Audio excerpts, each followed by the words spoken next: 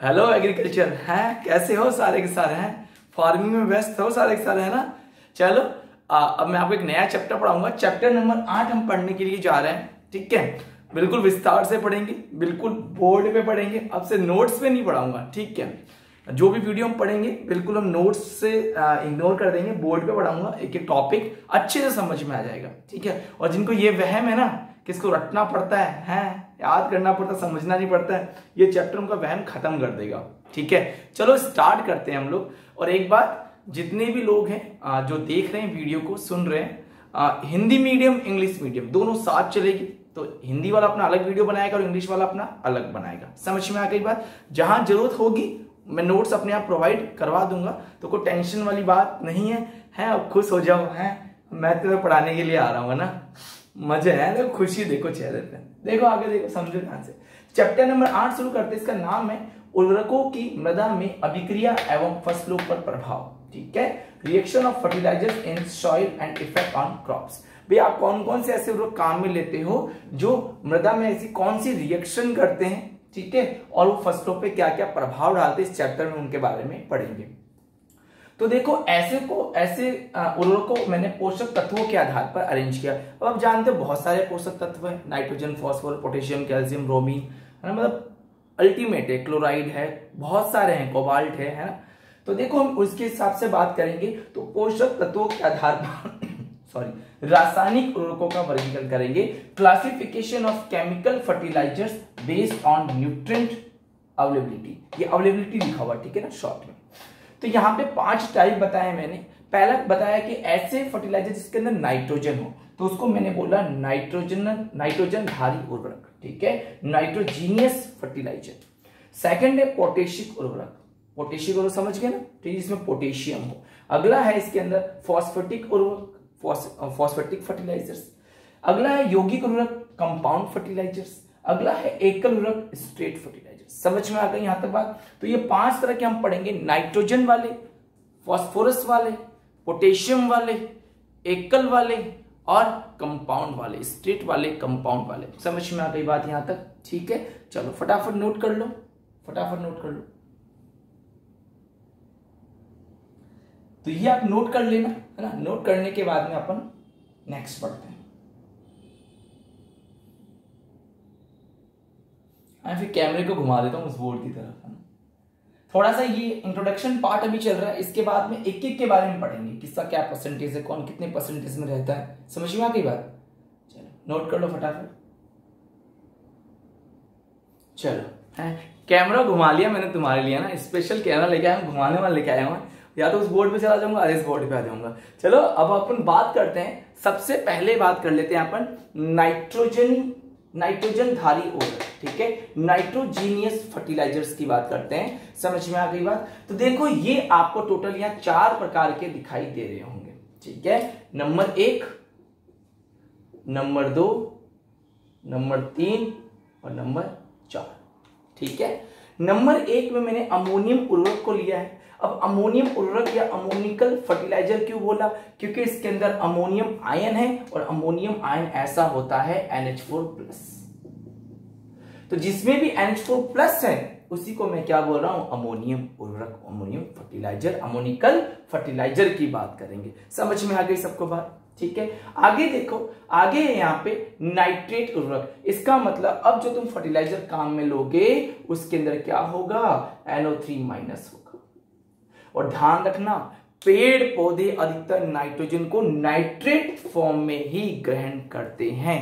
याद रहेगा, नोट डाल के लिख लेना, पेड़ पौधे, कई बार ये क्वेश्चन पूछा गया, ठीक है? चलो जी, और ध्यान रखना ये सबको जेट आईसीआर, जेट वालों के लिए बहुत ही ज्यादा किफायती है। आईसीआर वाले तो नहीं कर पाएंगे, लेकिन जेट वालों के लिए बहुत ही इंपॉर्टेंट है, ठीक है जी? चलो आगे बात करते हैं। आगे नाइट्रेट एंड अमोनियम, मतलब अब ऐसे फर्टिलाइजर की बात करेंगे जिसके अंदर नाइट्रेट भी हो, जिसके अंदर अमोनियम आयन हो। इसमें हम बात करेंगे केन की, ठीक है? कैल्शियम अमोनियम नाइट्रेट, या अमोनियम नाइट्रेट की, या अमोनियम नाइट्रेट सल्फेट की बात करेंगे। वापस सुन लो, पहला कौन सा पढ़ा? अमोनियम। क्या एग्जांपल है? अमोनियम सल्फेट या अमोनियम क्लोराइड। नाइट्रेट में क्या है इसके अंदर एग्जांपल? देखो आराम से, सोडियम नाइट्रेट, पोटेशियम नाइट्रेट और कैल्शियम नाइट्रेट, ठीक है? फिर नाइट्रेट एंड अमोनियम में जो फर्टिलाइजर उसके अंदर दोनों होंगे। तो पहला है कैन, कैल्शियम अमोनियम नाइट्रेट, जो हमारे सिलेबस में इसको विस्तार से पढ़ेंगे, पूरा लेंथी रूप में पढ़ेंगे। अगला है ammonium nitrate, ammonium nitrate sulphate. अगला है अमाइड, इसके अंदर यूरिया की बात करेंगे, अमोनियम साइनाइड की बात करेंगे।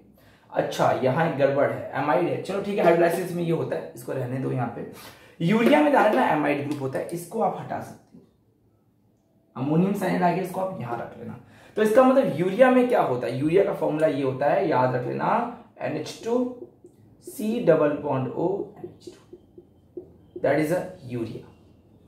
समझ में आ गई यहां तक बात अच्छे से सबको? ठीक है, तो ये 4 तरह के पढ़ेंगे, अमोनियम वाले, नाइट्रेट वाले, अमोनियम नाइट्रेट वाले, और हम एक पढ़ेंगे एमाइड वाले।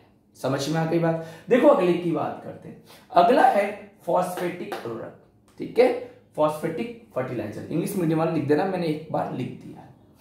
इनको मैंने 3 भागों में डिवाइड किया है। भाई ऐसे फॉस्फेटिक उर्वरक जो वाटर में सॉल्युबल हो जाए, ऐसे फॉस्फेटिक उर्वरक जो सिट्रिक एसिड में सॉल्युबल हो जाए, और ऐसे फॉस्फेटिक फर्टिलाइजर या उर्वरक जो दोनों में सॉल्युबल हो जाए। इनकी कैटेगरी के हिसाब से इनको 3 भागों में डिवाइड किया जाता है। पहले बात की जाएगी यहाँ पे जल विलेय की। अच्छा मैंने ये उतारने के लिए तुम्हें देखा ही नहीं, सॉरी, उतार लो, क्यों मास्टर जी भाग गए, उतारो उसको फटाफट, माफ करना है, भूल गया, नादानी हो गया, तुम माफ तो कर ही दोगे, तुम बहुत बड़े दिल वाले हो वैसे।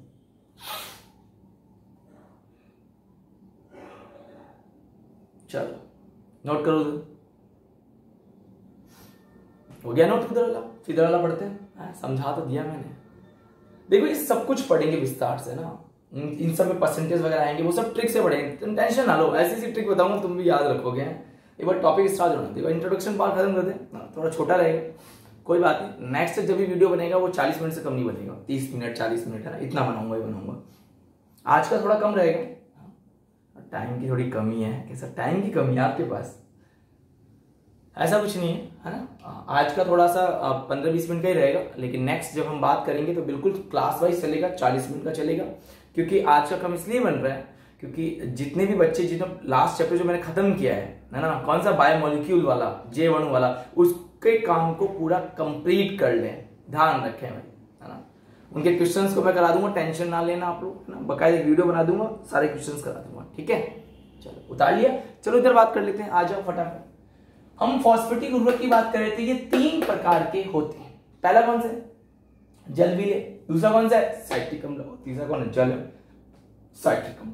ध्यान रखना, जल विलेय में फॉस्फेटिक फर्टिलाइजर इस H2PO4- की फॉर्म में होता है। बाकायदा सवाल लिखा हुआ है अपनी आरबीसी एनसीईआरटी की बुक में कि भैया फॉस्फेटिक उर्वरक में जो जल विलेय होता है उसके अंदर फॉस्फेट कौन सी फॉर्म में होता है? तो H2PO4- में होता है। समझ में आ गई बात? तो ध्यान रखना, जल विलेय में H2PO4- और साइट्रिक अम्ल में HPO4-2। और इसमें किसमें रहता है? इसमें यानी दोनों में रहेगा। इसमें क्या सोचना क्या है, इतना दिमाग मत लगाओ, समझ गए? तो ये जेट में भी सवाल पूछने लायक है, शायद पूछा जा चुका है, एक बार आ चुका है जेट में क्वेश्चन, है ना। आगे देखो, जल विलेय में ये एग्जांपल है। कौन कौन से एग्जांपल है मैं सुनाता हूं, आप सुनो ध्यान से। Single super phosphate, triple super phosphate, mono ammonium phosphate, di ammonium phosphate. बोलना मत, सिंगल आ गया, डबल नहीं आता, ट्रिपल आता है, फिर मोनो आता है, फिर डाई आता है। याद रहेगा, पहला कौन सा है? सिंगल। डबल आएगा क्या? नहीं, फिर आएगा ट्रिपल, फिर मोनो, फिर डाई। याद हो जाएगा आप लोगों को? चलो बहुत बढ़िया, याद हो जाएगा। आगे बात करते हैं साइट्रिक अम्ल की, साइट्रिक एसिड की। इसमें है basic slag, di calcium phosphate, Rhenania और हड्डी का चूरा। क्या है इसके अंदर? Basic slag, di calcium phosphate, Rhenania और हड्डी का चूरा। इसके अंदर ध्यान रखना कुछ रॉक्स आती हैं, इसके अंदर आएगा उदयपुर की रॉक, मसूरी रॉक, हड्डी का चूरा और वाष्पित हड्डी का चूरा। तो ये एग्जांपल आपको याद होनी चाहिए अच्छे से। समझ में आ गई यहां तक बात? ठीक है, चलो नोट करो। तो याद रखना, basic slag, di calcium phosphate, Rhenania, हड्डी का चूरा। उधर भी हड्डी का चूरा, वाष्पित हड्डी का चूरा, ठीक है, याद आ जाएगा, कोई दिक्कत वाली बात नहीं।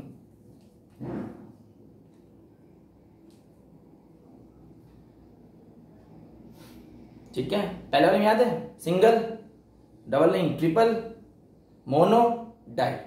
फिर साइट्रिक में कौन कौन से थे, basic slag, di calcium phosphate, Rhenania, हड्डी का चूरा। वहां पे उदयपुर मसूरी रॉक्स, हड्डी का चूरा और वास्पित हड्डी का चूरा। याद रहेगा?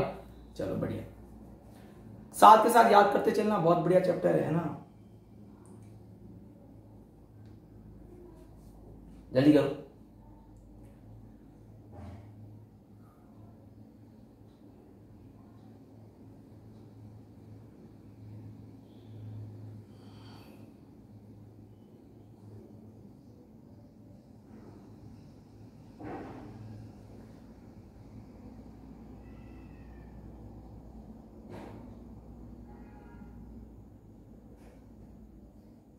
हो गया, उतार लिया?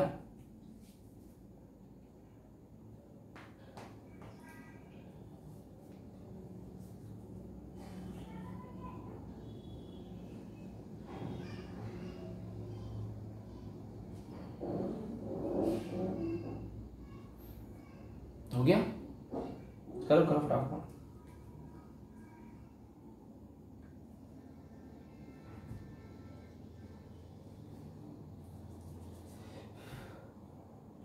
थोड़ा सा ध्यान रखना, है ना।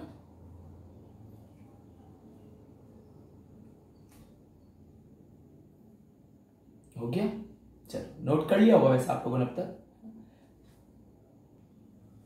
चलो हो गया यहां तक, आगे बात करते हैं। देखो अगला, पोटेशियम उर्वरकों का वर्गीकरण। देखो पोटेशियम उर्वरक दो प्रकार के होते हैं। पहले होते हैं जिसमें क्लोराइड होता है, तो एग्जांपल है पोटेशियम क्लोराइड, ठीक है।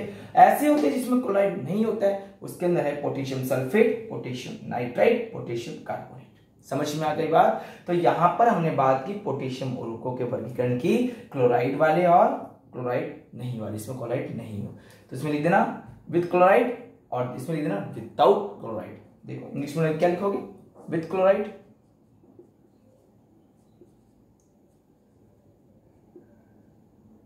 विद क्लोराइड, यहां क्या लिखोगे, विदाउट क्लोराइड, ठीक है।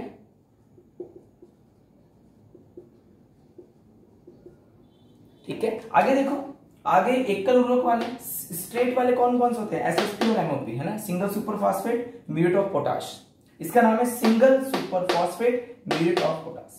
पढ़ेंगे, है ना, अभी नहीं, बाद में पढ़ लेंगे। यौगिक उर्वरक है ना डीएपी, डाई अमोनियम फॉस्फेट। क्या नाम है, डाई अमोनियम फॉस्फेट। सबके फुल फॉर्म वगैरह बकायदा तरीके से पढ़ेंगे, टेंशन ना लो, एक एक पॉइंट पढ़ेंगे सबका, है ना। चलो उसको नोट कर लो फटाफट, फिर आगे की बात करते हैं अपन लोग,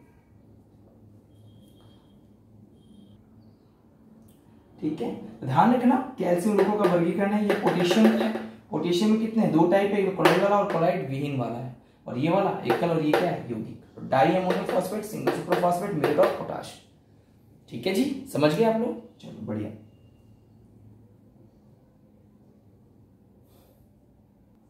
तो याद रहेगा, पहला कौन सा पढ़ा तुमने, नाइट्रोजन वाला। कितने टाइप पढ़े, चार। पहला अमोनियम आयन, दूसरा नाइट्रेट, दूसरा दोनों का मिक्स, और चौथा यूरिया। इसमें एग्जांपल क्या है, अमोनियम सल्फेट हो गया। नाइट्रेट में बहुत सारे एग्जांपल है। नाइट्रेट में आप कर सकते हो सोडियम नाइट्रेट, पोटेशियम नाइट्रेट और कैल्शियम नाइट्रेट, ठीक है। और दोनों को अगर मिक्स कर दे तो क्या एग्जांपल है, कैल्शियम अमोनियम नाइट्रेट। और यूरिया वाला हम जानते हैं अमाइड ग्रुप होता है। फिर आपने कौन सा पढ़ा, फॉस्फेट वाला पढ़ा। कितने पढ़े, तीन। वाटर में सोल्यूबल HPO4 माइनस, सिट्रिक अम्ल में HPO4 2 माइनस, यही था, समझ में। और ये दोनों में, इसमें क्या एग्जांपल है, सिंगल, डबल नहीं, ट्रिपल, मोनो और डाई। समझ में आ गई बात। इधर क्या था, बेसिल स्लेब हो जाएगा, इसके अंदर डाई कैल्शियम फॉस्फेट हो जाएगा, फिर क्या, रेनिया और हड्डी का चूरा। समझ में आ गई बात। और आगे अगर नेक्स्ट बात करोगे तो इसके अंदर उदयपुर रॉक्स और मसूरी रॉक्स, रेनिया और वास्पित हड्डी का चूरा, ठीक है। क्लोराइड वाले दो होते हैं, तो क्लोराइड वाले और बिना क्लोराइड वाले, उसमें कैल्शियम, और इसके अंदर पोटेशियम सल्फेट कर लो, पोटेशियम कार्बोनेट कर लो, पोटेशियम नाइट्रेट कर लो। स्ट्रेट वाले में क्या एग्जांपल था, सिंपल सा था, इसके अंदर एसएसपी और एमओपी, सिंगल सुपर फॉस्फेट और म्यूरेट ऑफ पोटाश। और कंपाउंड वाले में क्या था, DAP, di ammonium phosphate. I think आपको यहां तक जितना मैंने पढ़ा दिया है आपको समझ में आ गया होगा, ठीक है। तो इस चैप्टर की स्टार्टिंग ये इंट्रोडक्शन पार्ट है ना, इसको हम कंप्लीट करेंगे बाद में। समझ में आ गई बात, चलो जी, ठीक है, हटाता हूं।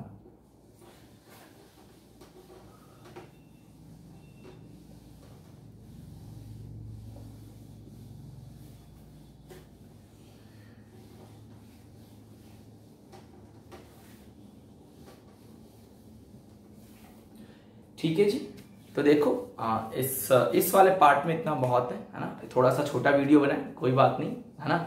नेक्स्ट टाइम जब भी मैं आऊंगा, नेक्स्ट जो कल की क्लास होगी बिल्कुल 30 से 40 मिनट की या 45 मिनट की क्लास होगी, रेगुलर क्लास होगी। अभी समझ में आ गई बात। तो जितना इंट्रोडक्शन पार्ट इसलिए छोटा बनाया गया है क्योंकि बायोमोलिक्यूल्स जो मैंने खत्म कर दिया, आज बच्चों को टाइम देता हूं उसके होमवर्क को कंप्लीट कर लेना, ठीक है, अच्छे से नोट्स बनाना। ओके बेटा, ऑल द बेस्ट।